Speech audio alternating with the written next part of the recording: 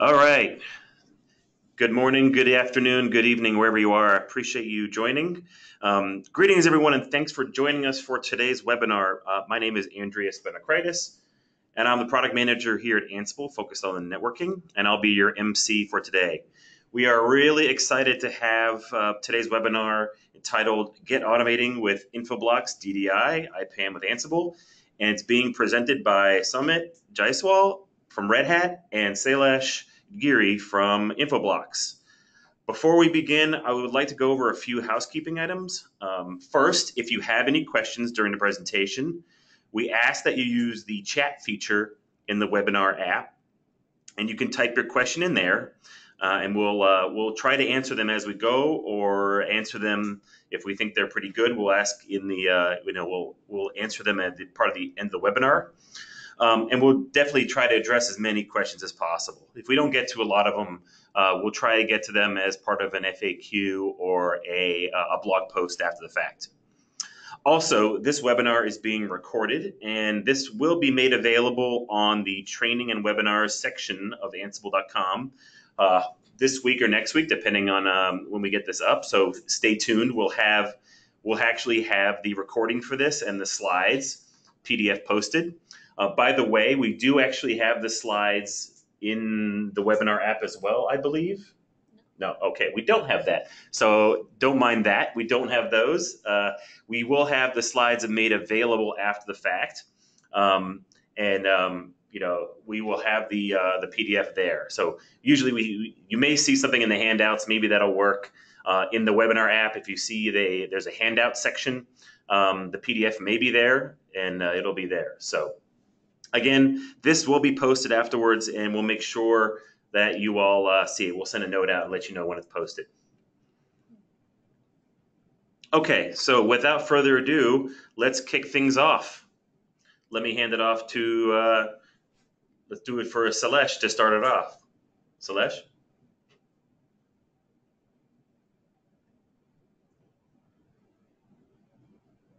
Yes, Andreas, I'm moving on the slides.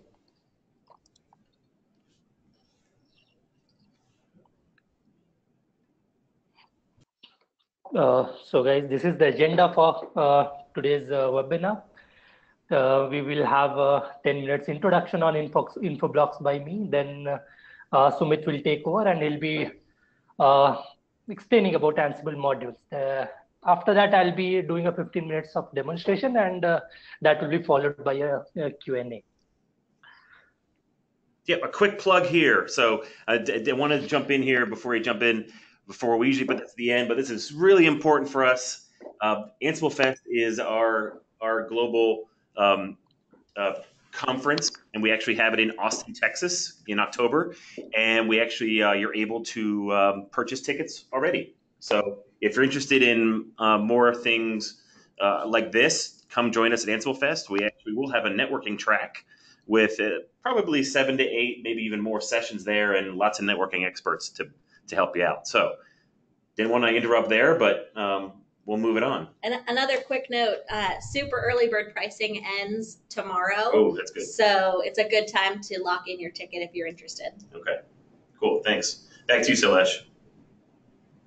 Thanks, Andreas.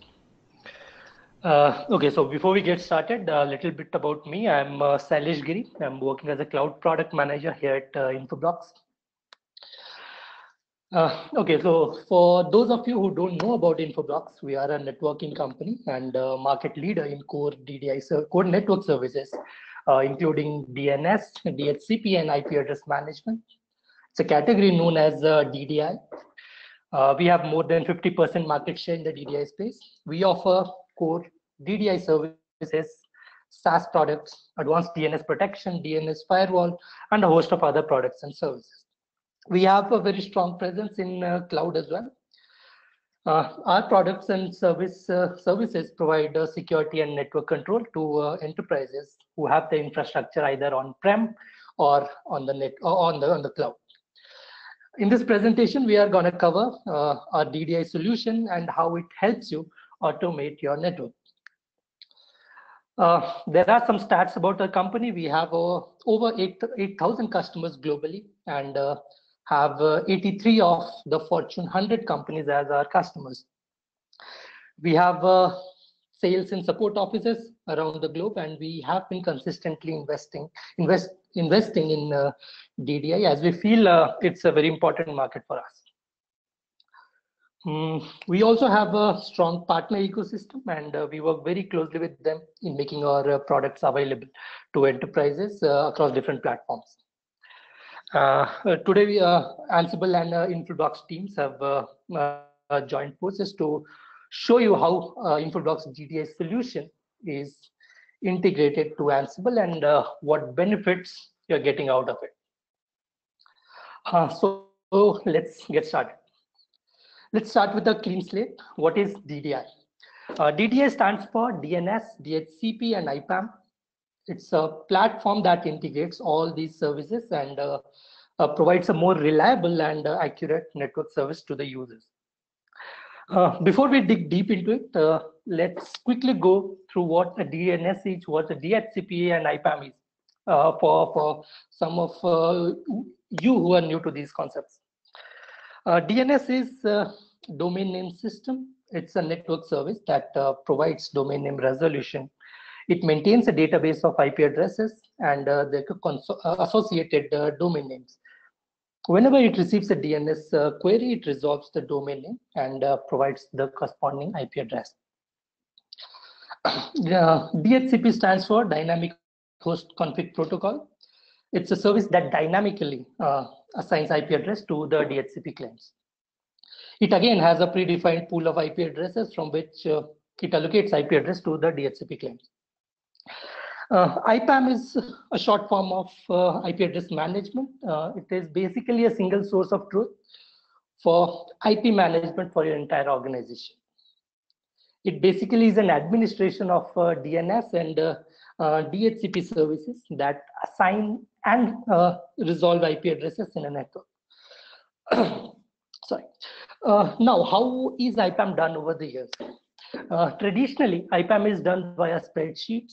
The IP address landscape is maintained by the network administrators, right? They manually add, delete the IP addresses from the spreadsheets whenever a host is added or deleted from the network. This makes the entire IP lifecycle management tedious and prone to errors. And also, traditionally, these services have worked in silos, right? So let's start with an example. You want to provision a VM. In order to deploy that VM onto the network, typically two steps are followed. The VM first gets an IP address from a DHCP server, and in the second step, a DNS record is created for that VM in the DNS database. There's also a third step sometimes where the network administrator then keeps an entry in the spreadsheet that this server is using, let's say, XYZ IP address, and this is a router, gateway, or a server kind of a device. So if you look at all these steps, they are related in a way, right? The IP address is assigned by a DHCP server. A record is created in the DNS, and the details are entered in the spreadsheet. These are usually managed by different teams. So during the provisioning process, you will have emails going back and forth between these teams, and it takes days and weeks, if not months, to get this done. So to automate and simplify these steps, you need a consolidated DDI.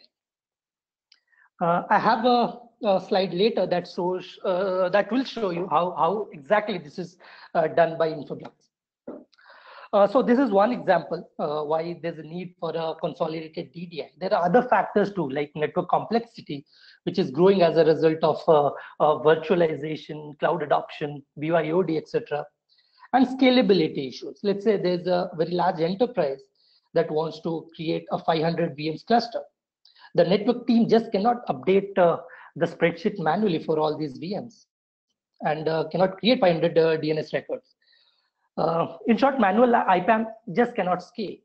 And that's where our DDI solution scores.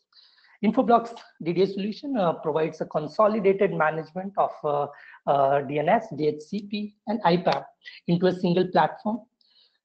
There's an easy to use management console and a central repository to keep all the information about all the networks, IP addresses, and hosts. This management console provides access to integrated reporting and analytics. We also have HA and DR built in our design of a solution that ensures no service downtime or outage. We also offer flexible deployment options where you can deploy our solution on-prem as a physical or virtual appliance or in cloud. So this is what our grid looks like. A grid is nothing but a group of 2 or more NIAS appliances. These appliances can either be physical or virtual. These appliances share a common distributed database. One appliance is designated as grid master, which is shown there. I mean, it is written as grid master, and the other members are called as grid members. Grid master is responsible for coordinating and syncing data and configurations across grid members. Each grid member can run one or more core network services like DNS, DHCP, IPAM, etc. NIAS, excuse me. NIAS is Infoblox proprietary system that powers our Infoblox grid. NIAS software includes these network service modules like DNS security, DHCP, TFTP, etc. And one more thing to note here is the communication between the grid is secured by certificate-based authentication and SSL encryption. The grid master is also deployed as HA pair to ensure service availability. We also have a application running on the grid master that we call as grid manager that provides access to all these services running on the grid. You basically can control the entire grid using this grid manager. Okay, and we have, as I said, we have HA and DR inbuilt in the grid that ensures uptime up to 5 nines.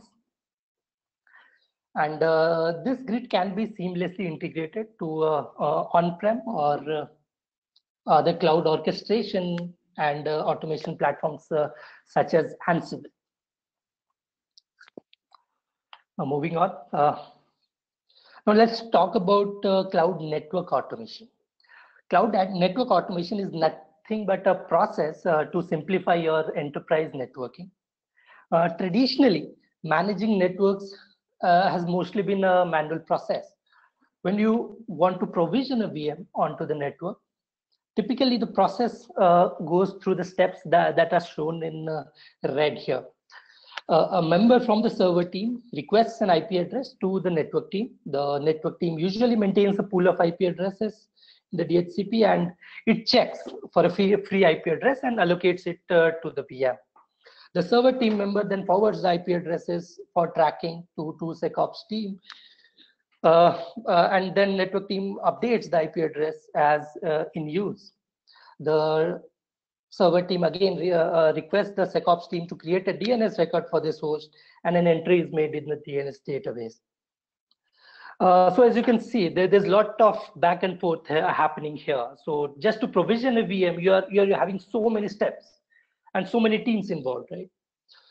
So in short, this process is tedious and prone to errors. And that is why we have come up with this plugin for Ansible, where we are taking all these manual efforts away from the user, and at the same time providing visibility and control to the DNS and network teams. This works in conjunction with your Ansible automation. The key area where our Infoblox solution adds value is automated IP address and DNS registrations for your VMs. We actually maintain the entire life cycle of your workloads from the perspective of IP and DNS. So it's not just assigning the IP addresses and registering the DNS records, but we also make sure that when the VM is terminated, we update that information in our system, where we reclaim the IP address and delete the DNS record entry. So the entire process is automated here. So you'll never run into situations where you have exhausted all your IPs. And on top of that, you can implement any change in real time, as the complete process is automated. And there are no tickets between the network and server teams. That saves you precious time. So this is broadly about Infoblox and our product, DDI product. Now I'll hand over to Sumit to speak about Ansible and the Infoblox Ansible modules.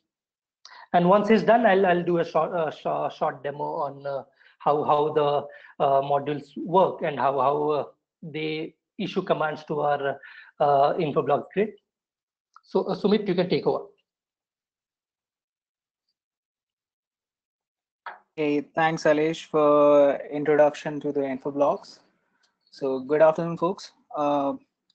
So thank you for attending this webinar session. My name is Sumit Jaiswal. I am Senior Software Engineer at Ansible Network Team. And I am here today to talk to you about Ansible and its integration with Infoblox. So basically automating with Ansible. So the first thing first, why Ansible? So Ansible is an open source IT configuration management, deployment, and orchestration tool based on Python. Also, it's designed to be minimal in nature, consistent, secure, and highly reliable, with an extremely low learning curve for administrators, developers, and IT managers. So as you can see, there are 3 bold letters that is written: simple, powerful, and agentless. So basically, these are the building blocks of Ansible. So why it is simple is because it is in human readable automation. No special coding skills is needed because all the Ansible thing is written in YAML format. And it's a task executed in order, which helps to get the productivity quickly. Also, it's a powerful language, powerful automation tool because it's gather information and audit. It helps in configuration management, also helps in workflow orchestration, which actually manages all the IT infrastructure. And the third point, the last, is agentless. Ansible basically has an agentless architecture, which actually means is you need not to install any agent on your server machines. It's just you have to have a Ansible version installed in your machine, and that's enough. You can just play around with playbooks and do things with Ansible because it uses OpenSSH and Paramiko. No agents to exploit or update is needed, because of which it's more efficient and more secure. Sailesh, can you please change the slide?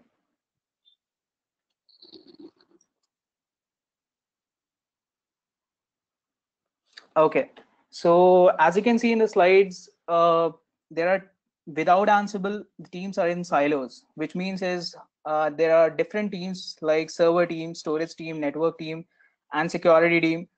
All of these teams use their own tool like A, B, C, D, and there is no cooperation of all these teams works independently, and because of that they achieve their task independently. There is no collaboration to achieve a single goal. So it actually is cost effective,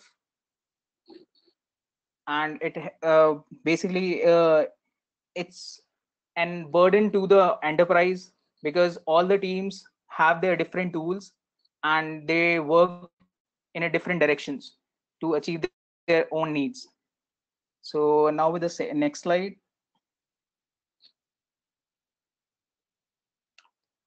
Okay, so now with Ansible, as you can see, now with Ansible, all different background teams come together as one to achieve enterprise level task using just one tool, and that is Ansible, which makes Ansible a lingua franca, that is a universal language adopted at enterprise level, and a language to communicate and facilitate DevOps.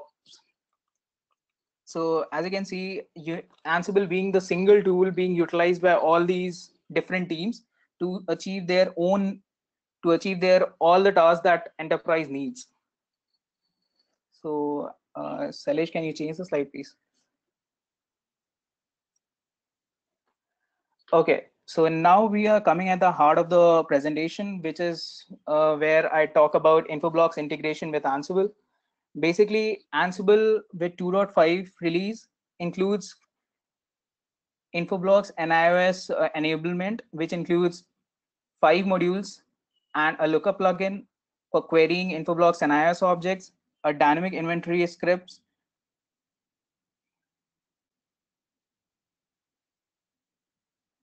which enables the network professionals, and that means an existing network Ansible playbook can utilize existing Infoblox infrastructure for DDI, that is DNS, DHCP, and IPAM, using Infoblox for tracking inventory and more. Salesh, can you please change the slide? Okay, so now as you can see, these are the 5 modules that Infoblox supports. It was first released in Ansible 2.5, and it was fully supported by Red Hat via Ansible Engine 2.6 subscription from 2.6 onwards. So basically, there are 5 modules, that is NIS DNS view, which helps in configuring DNS, NIS host records, which helps in configuring the host records of at Infoblox level, and NIOS network, which helps in configuring network objects, NIOS network view, which helps in configuring network views, and NIOS zone, which helps in configuring the zone at Infoblox DDI level. So yeah, we can go to the next slide.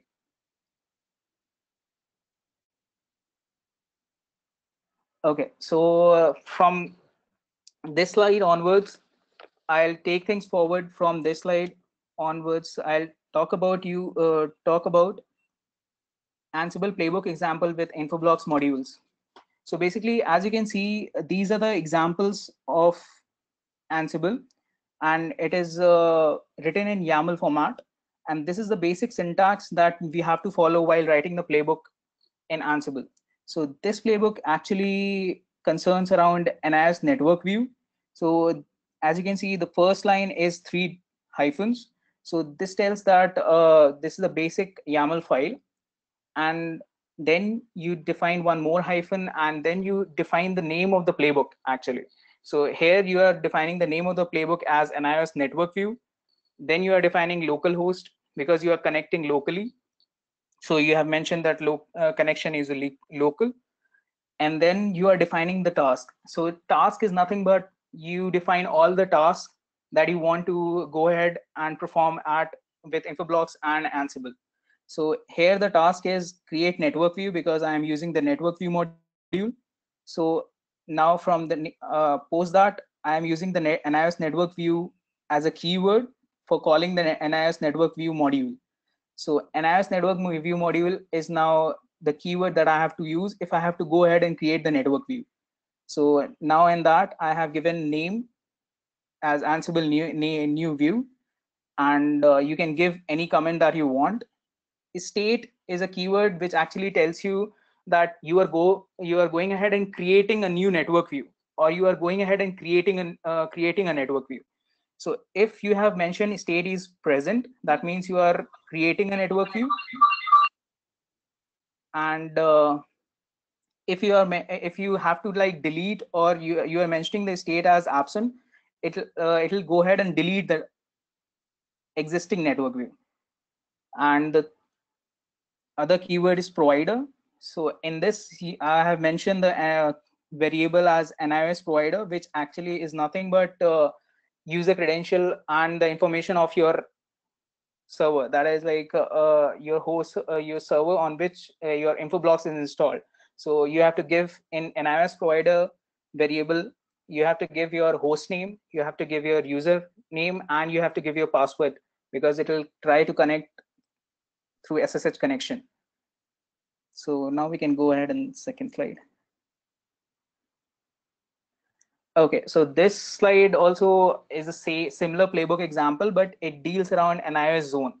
So actually, if you see the Infoblox DDI product, so the first thing that we have to create is network view, then we can go ahead and create an NIS zone, and then okay, Salesh, can I take back the control?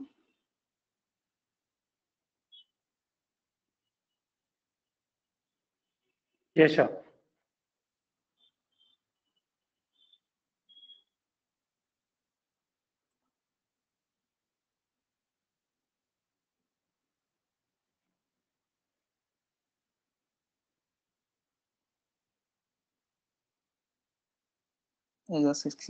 Just a minute.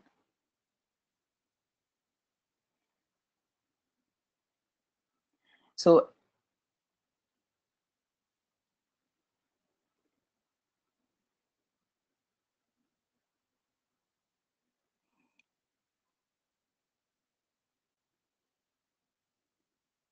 as you can see, I have created the network view first, then I'm going ahead and creating an NIS zone.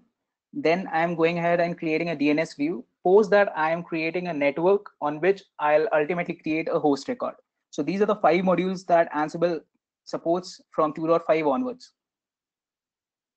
So as you can see in NIS zone, I have defined the name of the playbook, that is NIS zone. And then I'm mentioning the host and connection.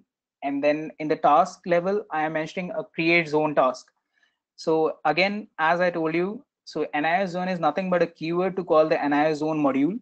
So in NIS zone, I'm mentioning a name as ansible.com and state as present, because I have to create a new zone. Then because of that, I'm mentioning present. If I have to delete certain zone, then I have to mention the state as absent. And now I'm mentioning the comment. And as I already spoke about provider, so in this NIS provider, all the things related to your Infoblox server would be required. So in that case, your username and password and your host name. So going forward, so this is DNS view. This is again the same similar pattern playbook. So in this, I am trying to mention the NIS DNS view as a keyword to call the NIS DNS view module. And again, I'm mentioning the name of the name of the DNS view that I want to create, that is Ansible DNS, and state as present and provider information. Going forward, so now at this level, if I want to create an IPv4 and configure a network view, so basically I'll give a NIS network as my keyword to call the NIS network module. And then I have to mention the network.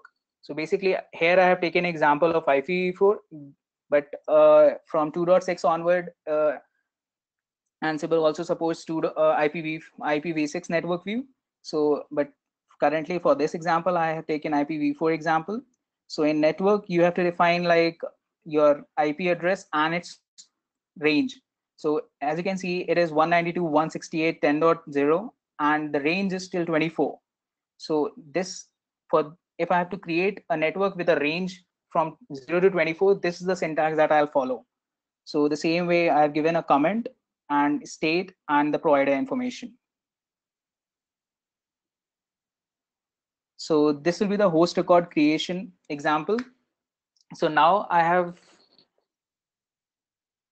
given the name as create host record with name as test host in ansible.com. So ansible.com is the zone that you have already created. So if you have to create a whole new host record, you have to follow this syntax where you have to define your host record name along with the zone in which you want to create your host record. So in this, I have called the NIS host record module with the NIS host record keyword. And then I'm mentioning the name of the NIS host record that I want to create with along with the ansible.com, because ansible.com is the zone in which it will be created. And then I'm mentioning the IPv4 address like 192.168.10.1. So in this at this IPv4 address, your test underscore host .ansible.com will get created. So the same again, I am mentioning the comment, state, and provider. So going forward, okay. So as I already told you, Ansible had supported 5 modules, a lookup plugin, and a dynamic inventory script.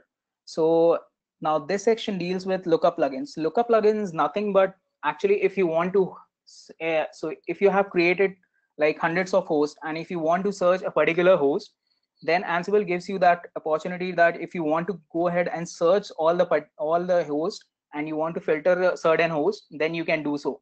So as you can see, I have given an example like if you want to search for a particular host. So I have given host as localhost and connection local, and the task that you have defined is with the name is fetch host underscore one.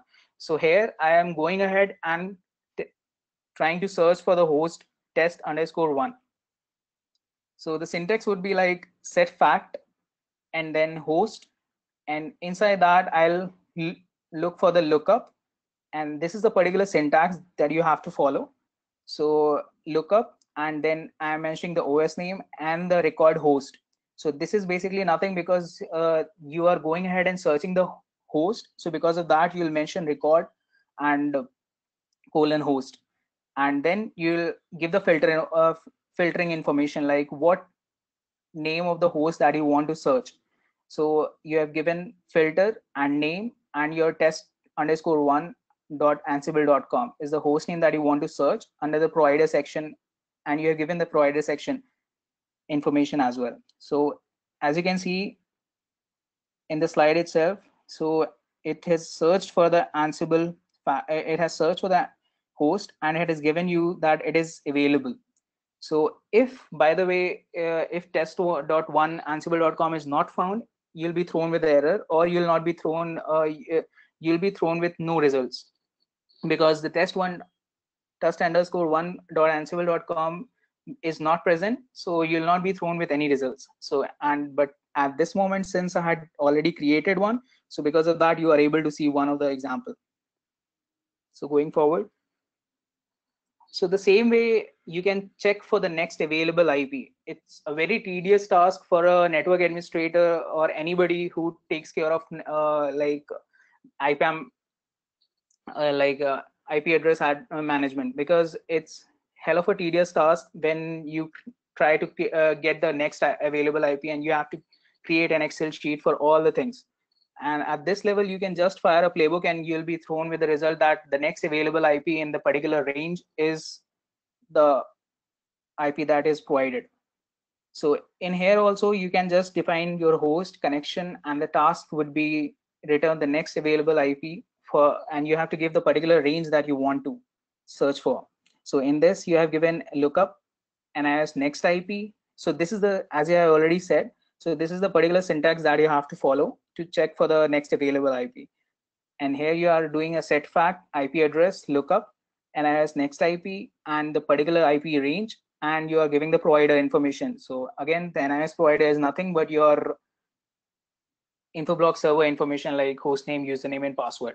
So in the verbose output section, you can see the next I have given, since I have already created a host record at 10.1. So the next available IP that is shown is 10.2. So this is the available IP anybody can use and can take it forward.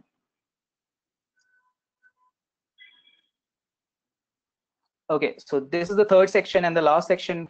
So Ansible Infoblox dynamic inventory is nothing but it's if you want to check all the hosts at one time in one go, you can just fire this playbook, and all your hosts that you have created in your IPAM results, it will be displayed to your CLI. So as you can see, so I have fired a task list all hosts, and this is the syntax that we have to follow. So debug and delegate to. Delegate to is nothing but you have to connect to the local host and you are giving the results. So because of that, we have given the delegate to keyword. So as you can see in the verbose output, so it has given, so since I have created two results, so for now it has displayed two of the hosts that is already created, test1 ansible.com and test_2 at .ansible.com. Okay, so this would finish the playbook example. Okay, so now this is the basic thing that that is the gist of everything that I talked about, that how Ansible and Infoblox works together. So at this level, a single network engineer can use Ansible with Infoblox DDI Grid, and it will help to achieve a round the clock network automation at enterprise level. So with this, I'll stop my presentation and I'll transfer the control of session back to Salesh so that he can take you guys through some practical demo session of whatever example I have shown already. Salesh. Yeah, thanks, Sumit.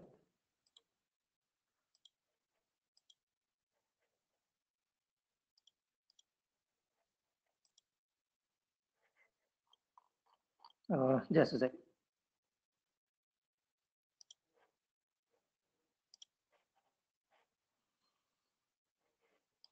Okay. So now I'm going to demonstrate how the Infoblox integration with Ansible is done, and I'll be running some playbooks that will interact with the Infoblox grid and perform some actions. So before I start, let me show you my environment. I have an Ansible server running on a VM. I have an Infoblox grid master, or I can say Infoblox grid running on a different VM, and so basically, there are three different players involved here. One is Ansible server, the other one is the Infoblox grid, and the third one is the Infoblox client. Ansible server will act as a control machine that will issue commands via playbooks, and the actions will be performed in the grid. On the Ansible server, I'm running Ubuntu 16.4.4 and Python 2.7.12. You can take Ansible 2.5 or the recently launched 2.6. To set up the Ansible server, you need Ubuntu running on the machine and a pip package management tool to install the Infoblox client. You also need to clone the playbook from the GitHub. On the Infoblox side, I have a Gridmaster running. Since Ansible is an agentless tool, it does not require any agent to be installed in the grid. So I'm connecting to the Ansible server here. So I've logged on to Ansible. Let me go to Ansible 4.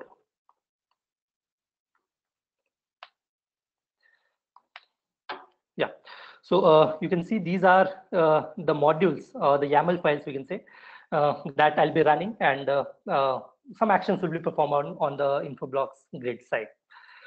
I also have a grid manager here, as I talked in my previous slides. Once your grid is ready, you need to set up an admin, a cloud admin account in the grid manager. That will allow access to the grid via cloud API. So I have already set that credential here. So I've created a user admin account here, and it is cloud API only. That means whichever user uses these credentials, it can access Infoblox grid and issue commands to it. The third one that I showed here, the Infoblox client. This is maintained by Infoblox. It's a Python module. It basically is an abstraction layer between Infoblox, WAPI, and Ansible scripts. The advantage of this is you don't need to know the WAPI endpoints. You just have to write the playbooks and run it. This client will take care of the rest. Now, in the interest of time, I have kept both the environments ready. We have a deployment guide on our Infoblox website as well that will help you set up both these environments. I can also send it to you. You just drop me an email. So let's start running some playbooks.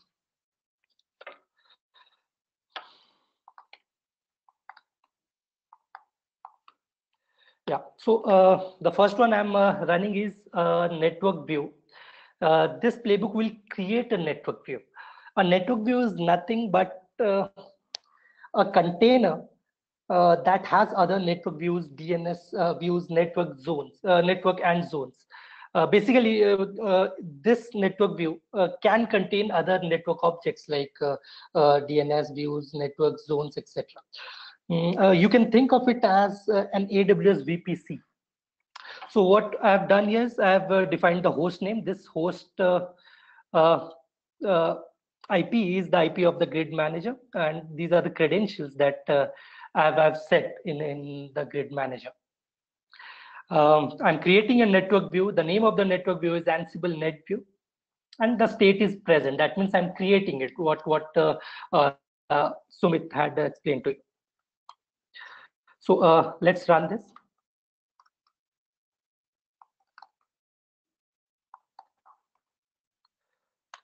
Okay. So it will perform this action. I'm getting a success message here. Now let's go and see what it has created. So I have to restart this UI. So now you can see here Ansible network view created here. So this is the network view that we just created. And if you go inside it, it is empty, right? Because we have not created any other object for it. So let's go and create some other object. So I'll go and create, first I'll just show you what I am creating. So this will create a network in that network view. So again, the NIAS provider details are same, whatever was there in the previous YAML file.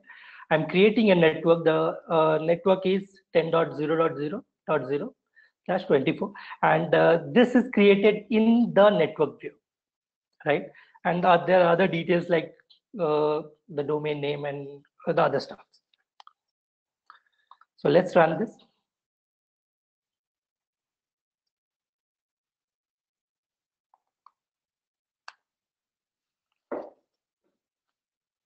Okay.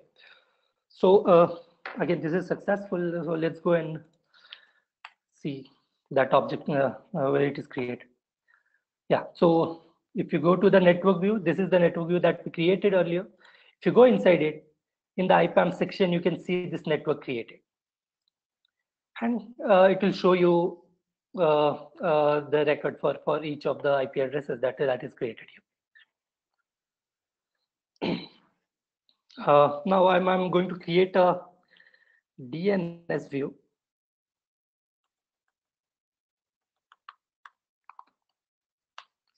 Okay, so here I'm going to create a DNS view. The name of that view is Ansible DNS view. It is again inside Ansible Net View.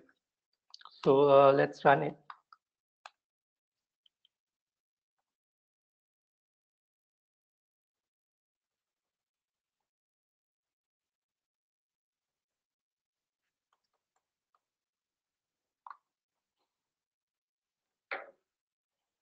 Okay.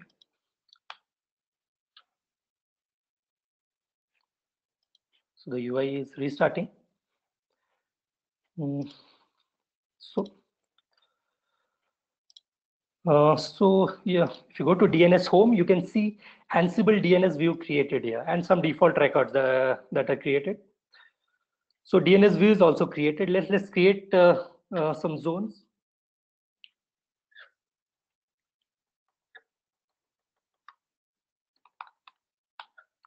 So I'm creating a zone here. The name of the zone is ansiblezone.com. It is inside DNS view. So and the name of that zone is the name is ansiblezone.com. So let's run it.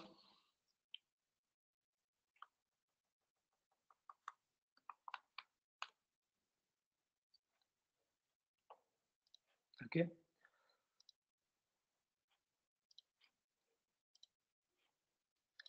So you will go inside it and we can see a record created here, that is ansiblezone.com. So if you go inside it, these are the default records that are there.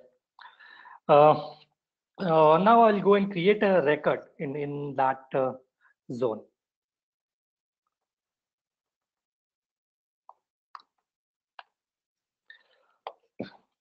So I'm going to create a host record here. The name is host.ansiblezone.com, and I'm assigning IPv4 address and one IPv6 address.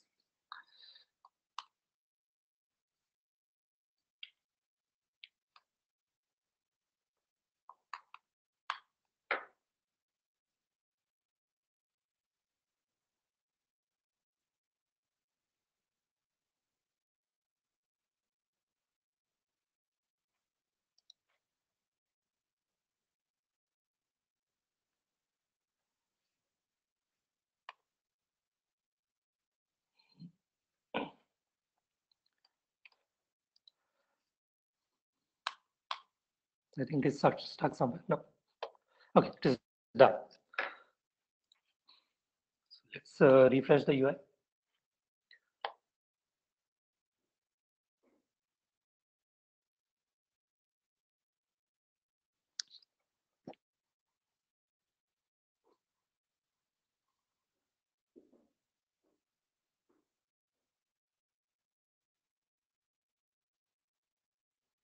Okay, so you can see a host record created here. The name of that host is host, and we have assigned an IPv4 address and an IPv6 address for it.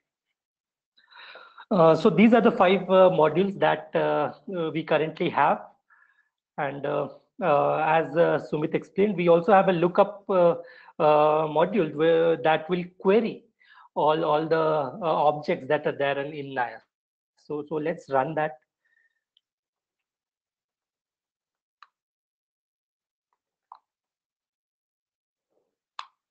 Okay, so what I'm going to do here is I'm fetching the host IP address. The name of the host is host.ansible that we just created. We'll display the IP host IP based on the DNS view. And the third thing that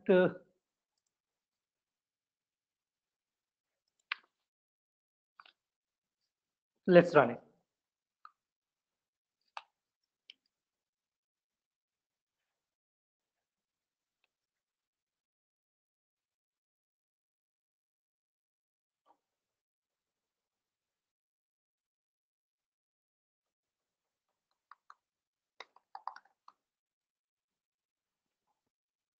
Okay, so this is successful.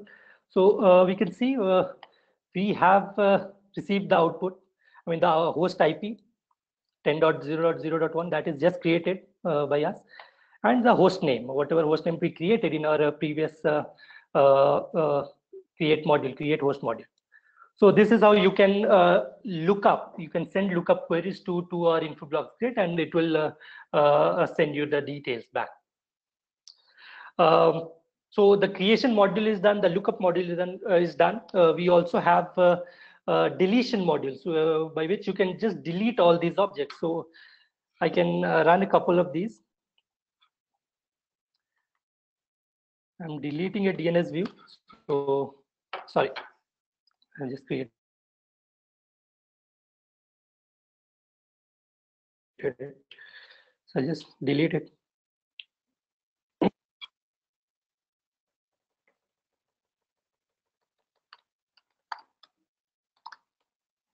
Okay, so I'm deleting the DNS view. So this is successful. Then let me delete the network view. So that will delete the rest of the objects.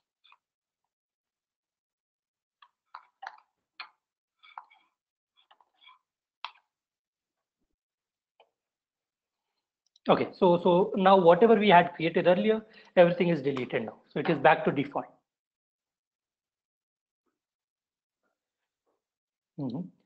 So now the Ansible network view that we created earlier is deleted now. So this is what I wanted to demonstrate here, that we have these modules and how these modules work and what features are there, and I mean basically what all things you can do using these modules. We are working with the Red Hat Ansible team in developing new modules, and those will be coming up pretty soon. We will be informed about it. So I think this is it from my side, and we are open for questions, I guess.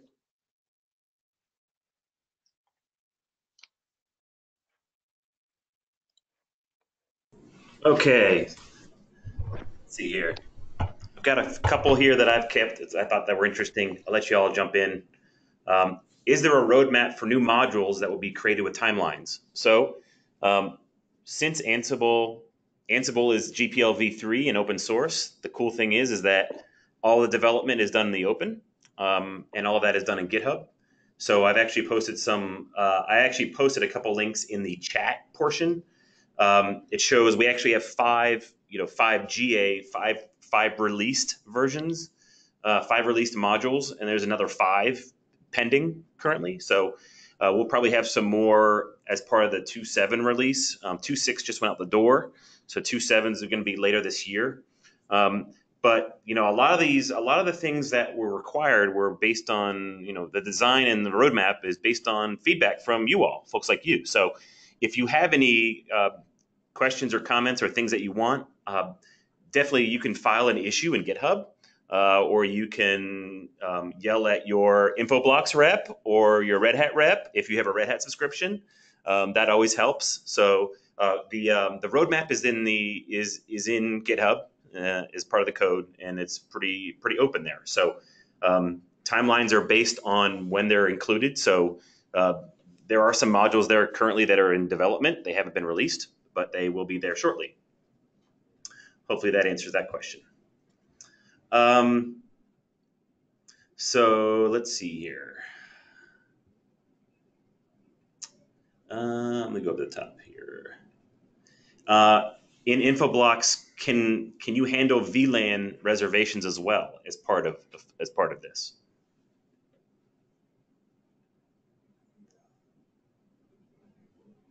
So I'll open up to Sumit or Salesh if you can answer that. If you wanted to handle VLAN reservations, can we do that? When I need to check this, not very much sure on this. Okay, so we'll get that answered. Yeah, sure.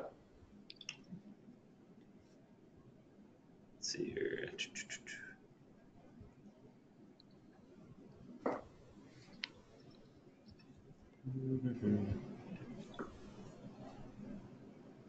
Can you when you create the host record, is a PTR automatically created? No, we are working on this. I mean, in the existing modules, we are only creating the NA record. For PTR, we are working to develop those modules as well. So I think the idea here is the modules, the Ansible modules do specific things, right? I think that's the gist of this, is that the modules were designed to do specific things to the API. So if you there's another question here. Can you create, modify, delete a DNS record, right? So I think the answer is yes, using the DNS DNS module, correct? Mm-hmm. Okay. So yes, if there's some things based on where we have today. Again, we had the initial set that was delivered here in 2.5 and fully supported in 2.6, and those are the ones that we have here. But obviously we have more in the pipeline. There's if you go on the Devel link, you'll see what's coming. Let's see.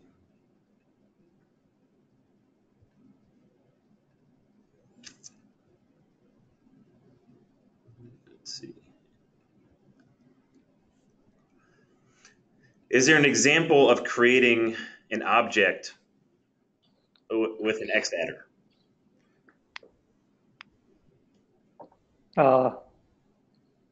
Sorry, Andreas, can you please come again? Was there an example of creating an object with an EXTA TTR, an Xadder, an extended attribute? I think that's in the network view module. Is that right? Yes. I mean, we can set those values in the YAML file itself. Right. So I think the idea, if you want to create an object with an extended attribute, you would utilize the parameters as part of the Ansible module that expose that. Right. So there is a network. There's a NIOS network if you want to configure the network, and then there's a NIOS network view as well to do that, I believe. Yeah, there is. So basically, we can set the attributes whatever you want to set in enhanced network view. Basically, let's suppose if you want to like set a site address. So if you want to set the site address in network view, so basically you can give the keyword XATGRS, and then inside that you can just mention your site and the name that you want to set to. So this is how you set the yeah, attributes to the particular network view or the network.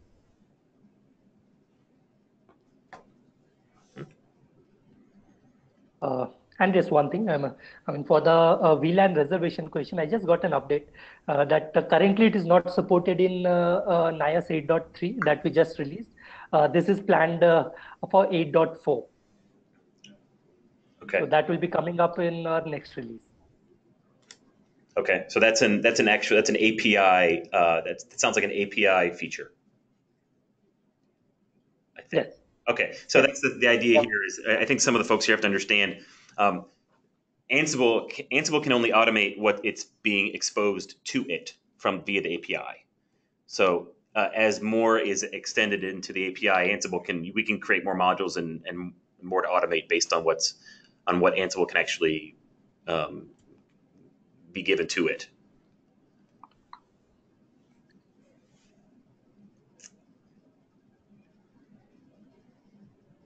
Okay, let's see here. Is there any more examples? So all of this stuff, all the playbooks that you had here, are they shared? Are they available somewhere? These are available in the GitHub. We have a deployment guide on our website. You can just go through that, and there's a link mentioned there. So you can just clone the playbooks from there, from the GitHub. So if somebody needs it, we can forward that to them as well. Okay. What we'll do is we'll put a link in there when we actually post the webinars. We'll make sure we post this PDF, and we'll put any top level links as well. Yeah, sure. Okay. I think we're right near the top of the hour. I know there's a lot more questions here. We're going to have to leave it off. What we'll do is we'll take these Q&As and see if we can put them into a blog post, and we'll get as much of these answered. But we really appreciate the time on this. If this was useful, if it wasn't, please let us know. If we want to do it again, we'd be happy to do so. Again, this will be posted online on the Ansible.com webinars page, and we'll send you a note when it's been posted. With that, really appreciate your time. Thank you very much to the presenters and everyone that joined. We'll talk to you later the next time. Thanks. Take care. Bye-bye. Yeah. Thanks a lot, everyone. Thank you, folks.